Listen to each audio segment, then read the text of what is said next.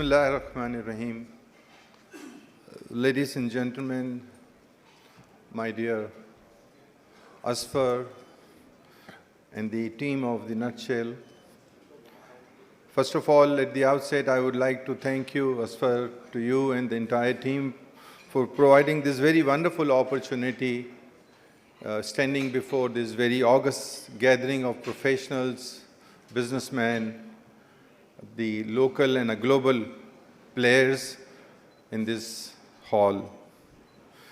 Ladies and gentlemen, today I will be talking about the big picture for development of commodities in Pakistan, the country which is richly endowed with the resources, manpower, intellect and beauty, and I would say the paradise on earth. I'll try to highlight the economic landscape of Pakistan, the significant opportunities, challenges, way forward made or initiatives taken by the Pakistan Mercantile Exchange for development of domestic commodities, increase export, and generate employment in this sector. I have been given 15 minutes and I'll try to wrap up this within the 15 minutes, inshallah. Okay,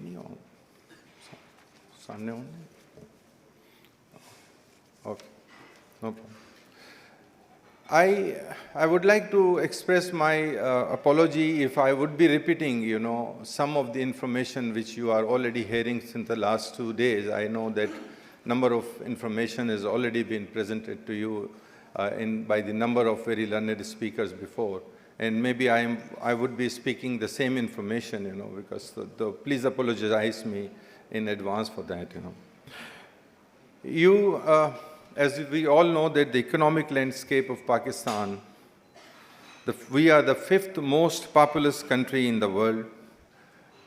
We are the 41st largest economy in the world, and we are the 47th largest importer also in the world. Ladies and gentlemen, our exports are not very encouraging. We are 0.13 of the global exports, although our imports are very substantial, which is $55 billion. And we all know that what struggle we are making, even for the few millions, Yesterday we signed the IMF program successfully. I think congratulations to the caretaker government and its team.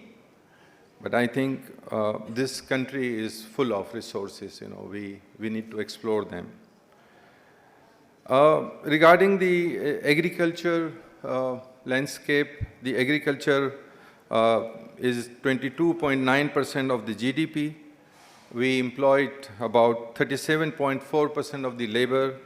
The area is of about 30.5 million hectares, and it is the 47% of the national land is agricultural land. Our major crop is wheat, rice, and sugarcane, cotton.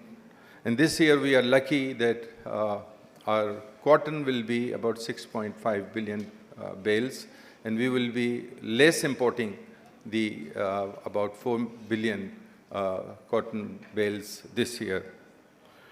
So we are major producer of the milk.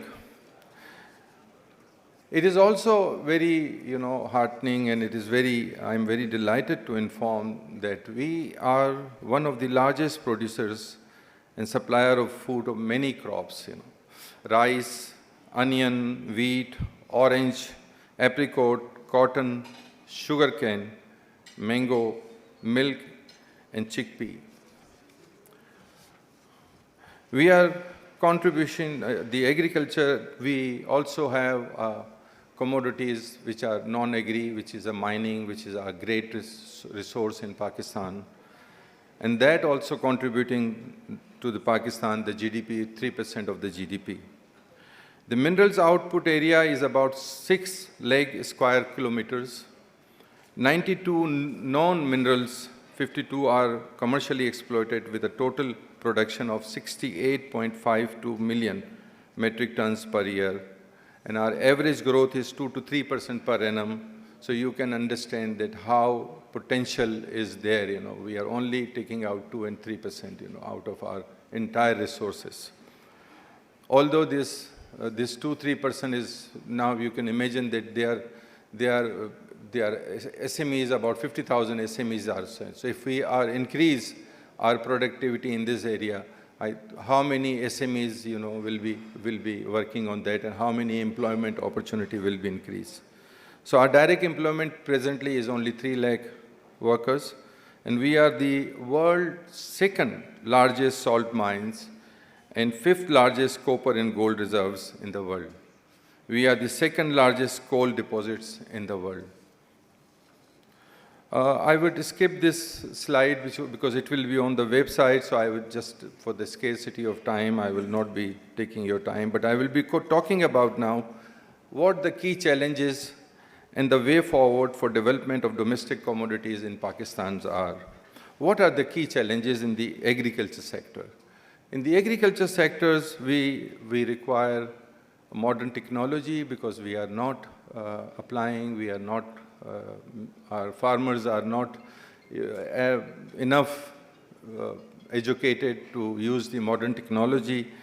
There is an irrigation water is problem. There are 2 problems because one is the fresh irrigation water and another is the wastage of the water. Our irrigation system is presently losing about 50% of the present water actually in the irrigation. We have a low yield. We need to improve our yield. Fertilizer, we need to have a price stability and also the supply. We recently in 2022, everyone knows that we had a climate change impact across our country. The logistic is a problem. We have inadequate infrastructures and logistic. We any cow which gives a milk every day, we are not being able to transport the entire milk, and we lost about 33-35% on the way, which is not been used. Then the lower land holdings, we have agriculture lending which is not properly been done. And then awareness is not disseminated. We are working in the PMEX and we know that how many awareness sessions we are doing, but still it is nothing. It is just a peanut. We need to have a law research. Our agriculture universities, the famous agriculture universities are actually now going back instead of we have more agriculture universities. And then the crop insurance also. What is the way forward? The way forward is the federal and the provincial government must focus, and there is a focus has come recently by SIAFC. We should build the run of the river. At least we cannot build the big dams, but we can build the run of the rivers. And according to the one estimate in the Sindh only, if we could build the run of the rivers dam, it will be able to feed the entire water of the province. Then efficient use of the available water, as I said, that we are losing 50% of that. Climate resilient, what the world has been done. The world has made, for such climate, they made a insurance, risk insurance, estimated, calculated risk insurance, and that way, we can take care of such losses also. Use of the agriculture machinery, we can have a private sector investment. With the borrowing, the agriculture cannot be flourished, cannot be. There has to be an equity injection in that, and the equity injection will actually promote the agriculture sector. Then I talked about already the research. The farmers financing I will talk about through the EWR. These are the PMX and the SCCP initiative. I will talk about that also. Effective and timely pesticide. We need to have a effective seed law. Currently, the seed law is monopolized by the government of Pakistan. There needs to be amended, and it has to be amended in a way that the private investors should also have a say and the part to play in that. The availability of power and the cost also. In the non-agri sector, ladies and gentlemen, we need to also have some way forward. As I already said, the federal and provincial focus needs to be there. If you remember that the SIFC, they hold the first meeting, first conference ever, that was on the mining. It was held in the Islamabad, and the world bigger, mining players, they were there, and the barracks also started, and recently the law has also been amended, in the income tax laws have been amended, whereby the RICO deck has also been incorporated, and now the 16 years before commercial dispute has been resolved by amendment in the tax laws. Then the sufficient infrastructure, access road, utilities in the industrial zone is desirable.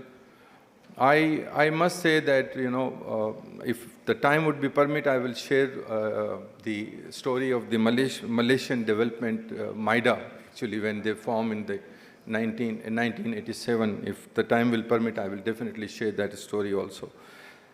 Then we need to have a latest machinery, access to the finance. I know that, so time will not permit, I know. Okay. So now I will talk about the PMX, what Pakistan Mercantile Exchange has taken the initiative. So the first, for the local domestic commodities, what we have done, this is an excellent initiative taken by the ACCP, and the Pakistan Mercantile has implemented that.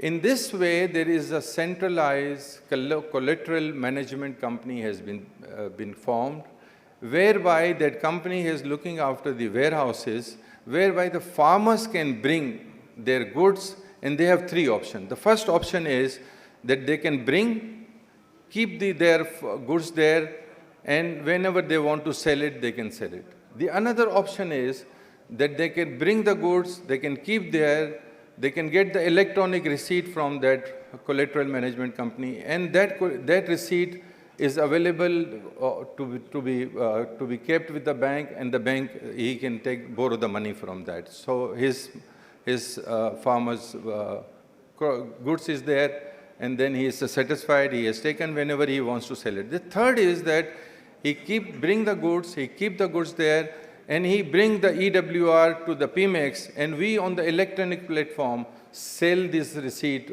across the world, locally and globally. I will straight away jump on the next one. I will not talk about the advantages of this, but I will talk. Another initiative which has been taken by the Pakistan Mercantile Exchange is that we form a subsidiary company. And that subsidiary company, whereby we have built a global commodity trading platform. On this global trading platform, this is an e-commerce. It is for the agri and the non-agri, and whereby any person who can bring their goods to our godown, we will have the inspection of that, and it will be put on our electronic platform. And this will be across 162 countries of the world. These goods will be available to the buyer.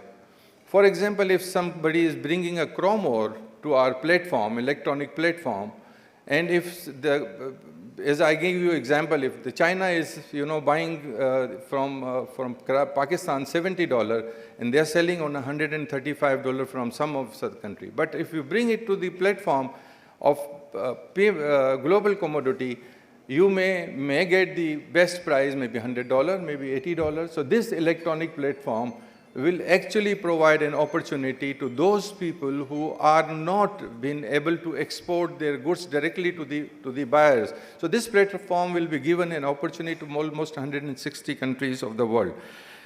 This will also minimize the key features of our this program is that it's bypass traditional trade finance system. There will be no letter of credit, nothing at all. The State Bank has given a special permission to us, and by doing that, at least the 15 days for export will be cut down. It will be seamless, automated single window solution. It is the state-of-the-art logistics service we all provide. All the logistics, our vendors will provide all the logistics services and everything, from the lending to the goods from the warehouse to the reaching the goods to the buyer. So worldwide delivery, there is a very competitive prices. As I has already said, there is no documentation, nothing at all. The shipment cycle is seamless. So there is a next chart is the flow chart. And with this, ladies and gentlemen, thank you very much. My presentation ends. And if any questions, I'm available in the hall. Thank you very much, all of you. God bless you all.